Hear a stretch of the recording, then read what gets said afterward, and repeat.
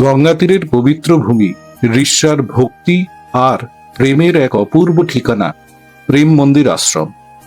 চারিদিকে শান্ত পরিবেশ, ভেসে আসছে হরিনামের ধ্বনি, আর সেই ধ্বনিময় আবহে যেন মুহূর্তেই মনকে ছুঁয়ে যায়। আজকের এই বিশেষ প্রতিবেদনে আমরা আপনাদের নিয়ে চলেছি সেই প্রেমময় আশ্রমে, যেখানে প্রতিদিন অসংখ্য ভক্তের সমাবেশ হন অর্ধনারীশ্বর ভগবানের কৃপাধারা লাভের আশায়। আশ্রমের মনোমুগ্ধকর পরিবেশ, মন্দিরের সৌন্দর্য, নামকীর্তনের আবেশ এবং ভক্তদের অনুভূতির বিশেষ অসাধারণ কিছু মুহূর্ত আজ তুলে ধরব আপনাদের সামনে। যদি আপনি ভক্তি, শান্তি আর আধ্যাত্মিকতার এক অন্যরকম অনুভূতি খুঁজতে থাকেন, তাহলে আজকের এই পর্ব আপনার জন্য এক বিশেষ অভিজ্ঞতা হতে চলেছে। তাই ভিডিওটি শেষ পর্যন্ত দেখুন আর চ্যানেলটি সাবস্ক্রাইব করে পাশে থেকে বেল আইকনটি চাপতে ভুলবেন না। চলুন আজকের এই আধ্যাত্মিক যাত্রা শুরু করি। এদিকে দেখতে পাচ্ছেন জিটি রোড। এই জিটি রোডের ওপরেই বিখ্যাত এই স্থান ফেলু মোদকের দোকান, এবং এই দোকানের ঠিক বিপরীতেই রয়েছে অন্নপূর্ণা ভান্ডার। এই অন্নপূর্ণা ভান্ডার দেখতে পাচ্ছেন আপনারা। এই অন্নপূর্ণা ভান্ডারের পাশ দিয়েই যে গলি ঢুকছে, সেই গলিতেই রয়েছে আজকের এই বিশেষ প্রতিবেদনে মন্দির বা আশ্রম। চলুন এগোই। এই সরু গলি দিয়ে আপনাদের এগিয়ে যেতে হবে আশ্রমের দিকে বা গঙ্গার দিকে। এই যে দেখতে পাচ্ছেন গঙ্গার বিস্তীর্ণ অঞ্চল, অপূর্ব সুন্দর দৃশ্য এই সুপ্রভাতের। চলুন আজকে শুরু করি এই সুন্দর দৃশ্য দিয়ে আজকের এই পর্ব।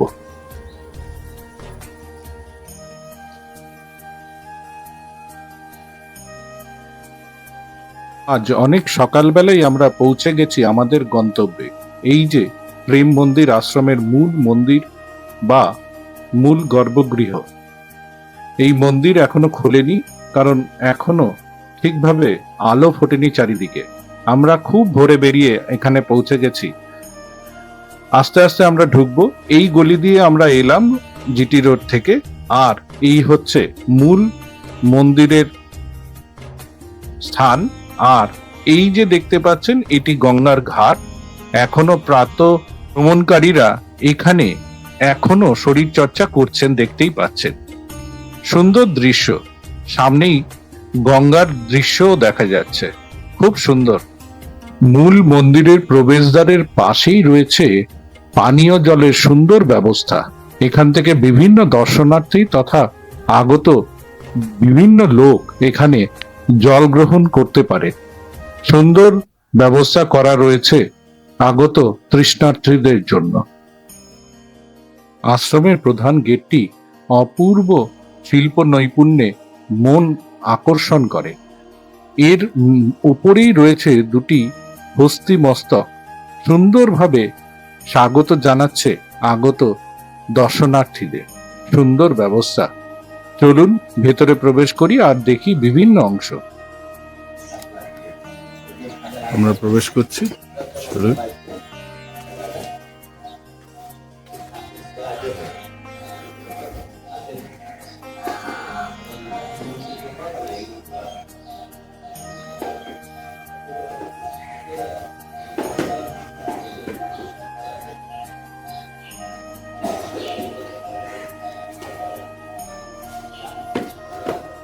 এখনো মন্দির পুরোপুরি খোলেনি, আমরা অনেক সকালে চলে এসেছি। এটি নাট মন্দির।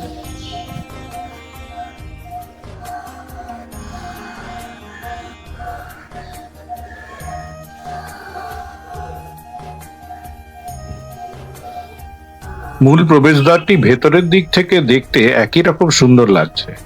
প্রবেশদ্বারের পাশেই একটি মঞ্চ করা, সম্ভবত এখানে পুজো হয়, দুর্গা বা অন্য কোনো পুজো এখানে স্থাপন করা হয়।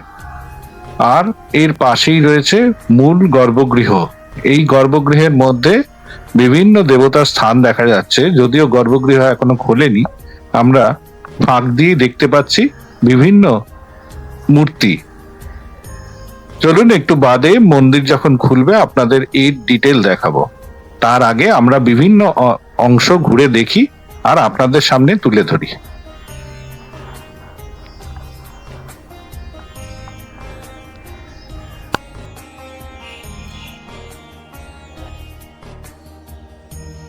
পেছনের দিকে সুন্দর বাগানের মতন অংশ, ঠিক নাথ মন্দিরের পেছনটা।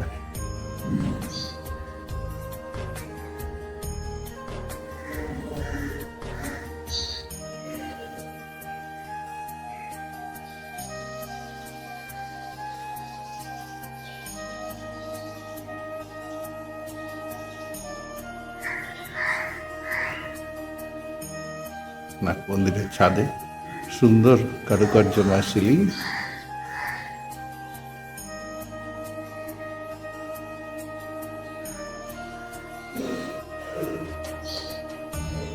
সামনেই মূল মন্দির। মূল গর্ভগৃহে আপনাদের ছবি দেখালাম।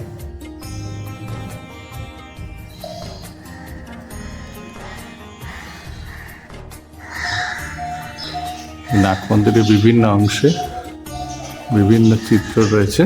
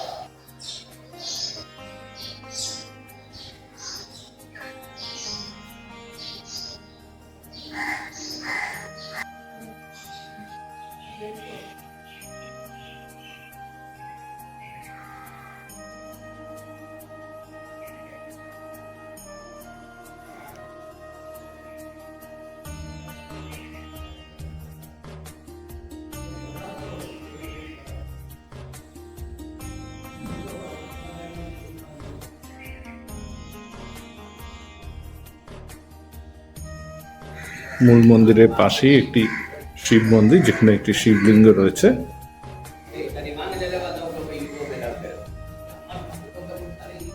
দেখতেই পাচ্ছেন সুন্দর শিবলিঙ্গ, পাশে গণেশজির একটি মূর্তি।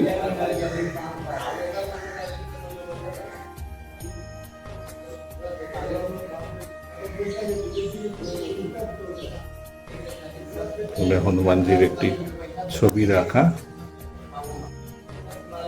সুন্দর মূর্তি রয়েছে।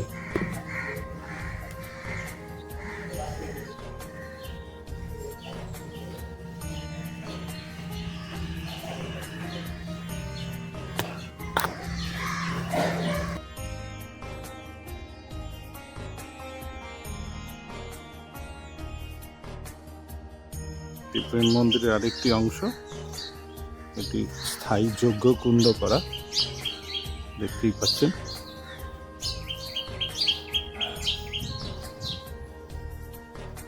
বিশাল যজ্ঞ কুণ্ড।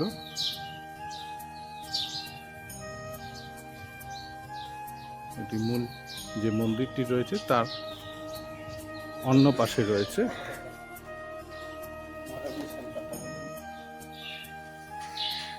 আপনারা দেখতে পাচ্ছেন যজ্ঞকুণ্ডের ভেতরের অংশ, এটি মূল যজ্ঞকুণ্ড, আর এর চারপাশে বাঁধানো রয়েছে। চারপাশটি সুন্দরভাবে ছাদন করা রয়েছে পিলার দিয়ে, আর ওপরের দিকে যাতে যজ্ঞের ধোঁয়া সুন্দরভাবে বেরিয়ে যেতে পারে তার ব্যবস্থা করা।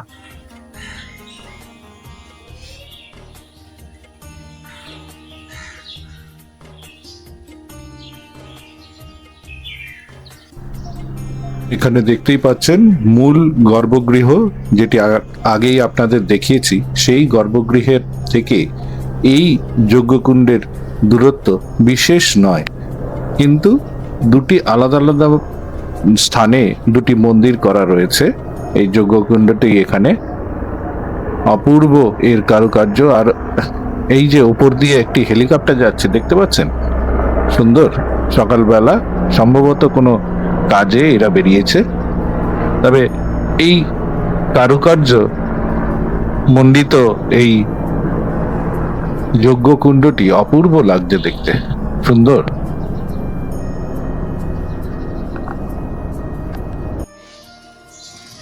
প্রতিটি পিলারের ওপর বিভিন্ন দেবদেবীর ভাস্কর্য করা রয়েছে, আর তার উপরে সোনালী রঙের নিখুঁত কাজ।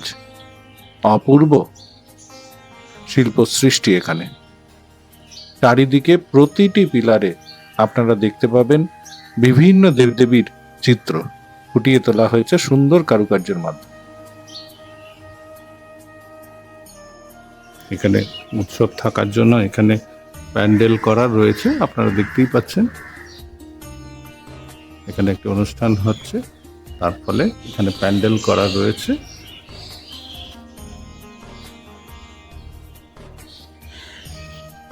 এখানে স্থায়ী যজ্ঞের যে প্ল্যাটফর্ম করা, সেই প্ল্যাটফর্মটির ঠিক সামনেই এরকম একটি প্রাঙ্গণ, যে প্রাঙ্গণে এখানে বিভিন্ন ধরনের অনুষ্ঠান হয়।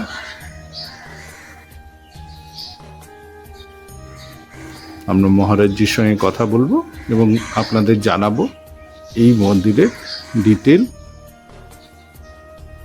বিস্তারিতভাবে।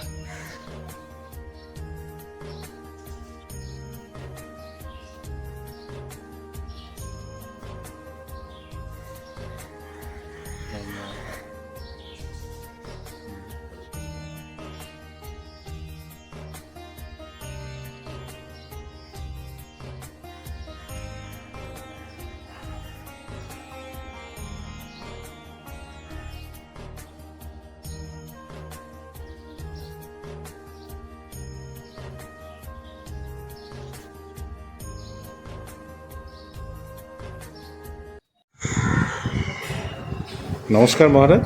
নমস্কার। আমরা এই মঠের, এই আশ্রমের মহারাজকে পেয়ে গেছি। মহারাজ, আপনার নামটা যদি একটু বলেন। আমার নাম শ্রীমৎ নির্গুণানন্দ ব্রহ্মচারী। নমস্কার। একটু এই মঠের সম্বন্ধে একটু বলুন না, অনেক ভক্তরা আছেন যারা জানতে চান এই মঠ সম্বন্ধে। এটি রিসরা অঞ্চলে একদম গঙ্গার তীরে প্রেম মন্দির আশ্রম, এই আশ্রমটির নাম।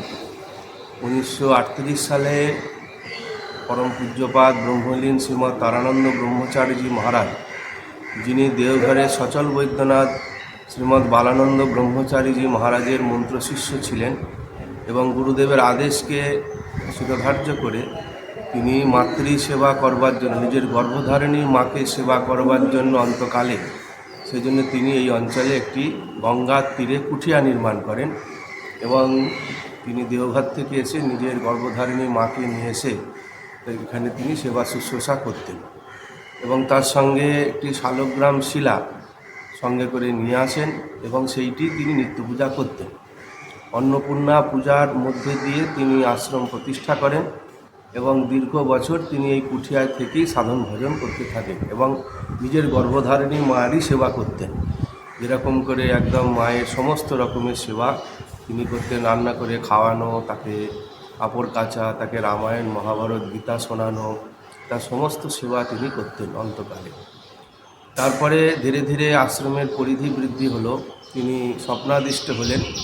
এখানকার যিনি সিদ্ধেশ্বরী কালী মাতা আছেন, অর্থাৎ রিসরার সবথেকে প্রাচীন মন্দির, 811 বঙ্গাব্দে জটাধর পাকরাশি স্বপ্নাদিষ্ট হয়ে তিনি দেবীর দর্শন পান এবং তারপরে তিনি সিদ্ধেশ্বরী মন্দির নির্মাণ করেন। এই সেই সিদ্ধেশ্বরী মায়েরই স্বপ্নাদেশে তিনি জগৎপিতা জগৎমাতার মিলিত মূর্তি অর্ধনারীশ্বর বিগ্রহ এখানে প্রতিষ্ঠা করেন। পরবর্তীকালে রাধাকৃষ্ণের বিগ্রহ আসে এবং তারপরে আমাদের দুর্গাপূজা আশ্রমে চালু হয়, 1978 সাল থেকে চলছে। এভাবে ধীরে ধীরে আশ্রমের পরিধি বড় বৃদ্ধিপ্রাপ্ত হয়েছে। আমাদের আশ্রমের অর্থাৎ সাধু সন্তদের দুটি উদ্দেশ্য থাকে, আত্মানং মোক্ষার্থম জগদ্ধিতায় চ। যেমন আত্মার মুক্তির জন্য তারা সাধন ভজন যোগ সাধন করেন, তার সঙ্গে সঙ্গে সাধ্যায় উপাসনাও করেন, বিভিন্ন ধর্মগ্রন্থের অধ্যয়ন করা এবং তার উপাসনা করা এগুলো করেন। তার সঙ্গে সঙ্গে জগৎ কল্যাণের জন্যতেও কিছু কাজ তারা আশ্রম মঠ মন্দিরের মাধ্যমে হয়ে থাকে।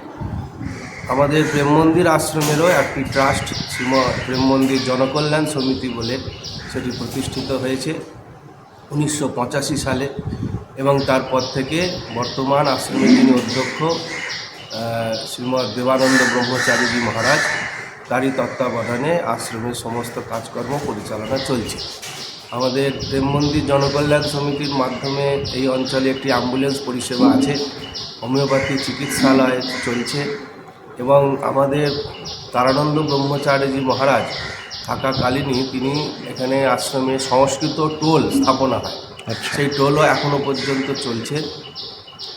আজকে যে দিনে আপনারা এসেছেন, আজ এবং আগামীকাল দুদিন এই টোলের মাধ্যমেই পূজ্য তারানন্দ ব্রহ্মচারীজি মহারাজের 125তম আবির্ভাব জয়ন্তী উৎসব আমরা ঘোষণা করেছি আশ্রমের তরফ থেকে। আচ্ছা, 1 বছর ব্যাপী উৎসবটা চলছে।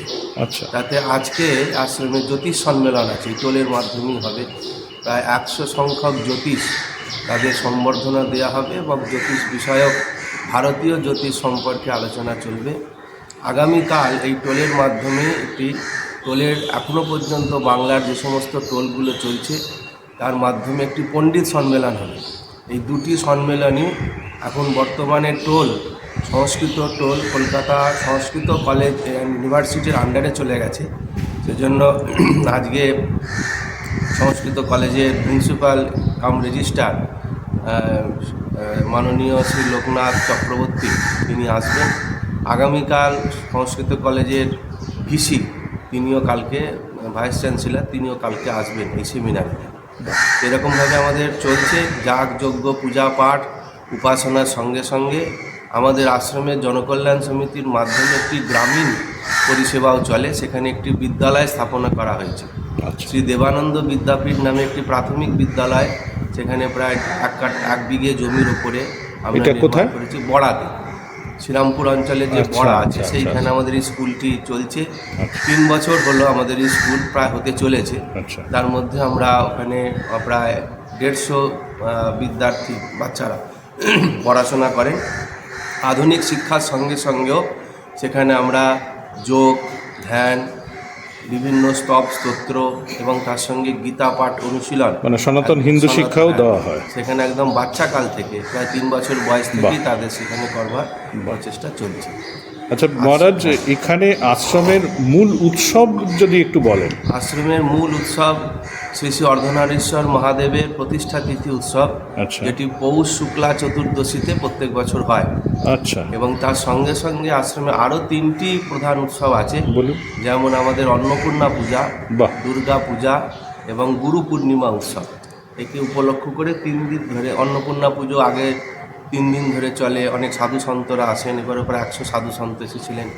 তাদেরকে এখানে প্রবচন করা, ভান্ডারা করানো এগুলো সব হয়। এছাড়াও অন্নপূর্ণা পুজো, তারপরে দুর্গা পুজো 4-5 দিন ধরে চলে। ভক্তরা এখানে আসেন, প্রসাদ গ্রহণ করেন, পুজো দেন। একটা ভালো মহল এখানে তৈরি হয় পুজো সম্পর্কে। খুব ভালো। আচ্ছা মহারাজ, এখানে কি আপনাদের কি প্রাত্যহিক কোনো ভোগের ব্যবস্থা রয়েছে? আমাদের দৈনিক ভোগের ব্যবস্থা আছে। আমাদের আশ্রমের ল্যান্ডলাইন ফোন নাম্বারেতে অফিসে যোগাযোগ করে, একদিন আগে যোগাযোগ করে এখানে বললে পরে আমরা ভোগের ব্যবস্থা পাই। এছাড়া কেউ যদি ব্যক্তিগতভাবেও অনেক ভান্ডারা করতে চান তাহলে যোগাযোগ করতে, তারপর অন্নপ্রাশন, পৈতে, এই সমস্ত এখানে সামাজিক অনুষ্ঠানগুলো এখানে হয়।